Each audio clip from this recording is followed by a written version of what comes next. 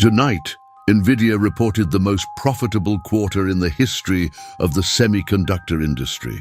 $81.6 billion in revenue, up 85% from 1 year ago. Earnings of $1.87 per share, 9 cents above what Wall Street expected.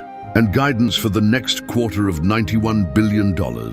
Another record, another beat, another jaw-dropping number. But buried inside tonight's report, the single biggest threat to Nvidia's future.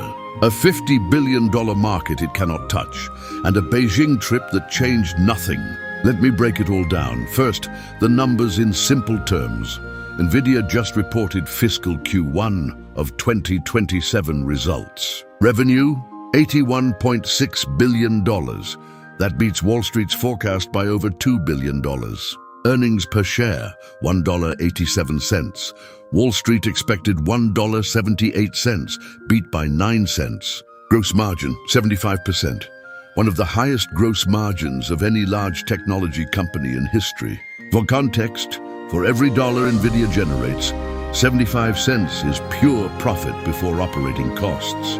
That is the power of monopoly-level pricing in AI chips. And for Q2 of 2027, Nvidia guided revenue of $91 billion, plus or minus 2%. That means next quarter could be even bigger than this one.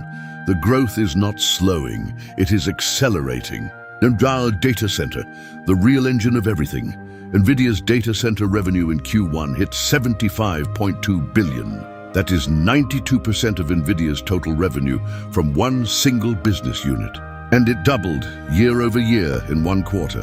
Because every major technology company on Earth, Microsoft, Google, Amazon, Meta, Oracle, is spending hundreds of billions of dollars building AI infrastructure. Data centers filled with Nvidia chips, training AI models, running AI agents, building AI products. And they are all competing to build the most powerful systems fastest. That competition creates enormous demand. Customers are waiting months to receive chips. The backlog is enormous. The pricing power is extraordinary. Now, the $80 billion buyback. Nvidia's board authorized an additional $80 billion in stock repurchases. This is an enormous signal of confidence. When a company buys back its own stock, each remaining share becomes more valuable. And on top of that, Nvidia raised its quarterly dividend from 1 cent per share to 25 cents per share. And by the China problem, and this is critical, we are not assuming any data center compute revenue from China.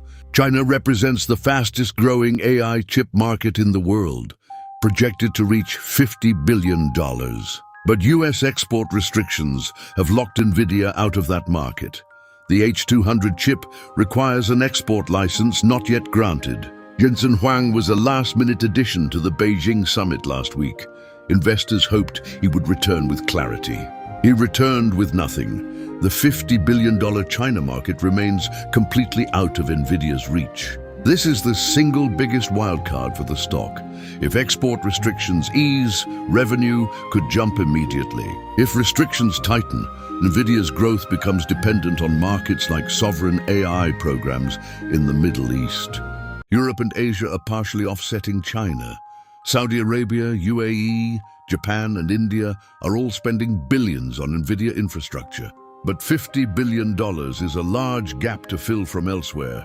Now, the Blackwell chip. This is Nvidia's next-generation architecture, already shipping in volume. Blackwell is designed specifically for the agentic AI era, the AI that takes actions independently. Jensen Huang said, "Demand is extraordinary. Nvidia's roadmap is one new architecture per year."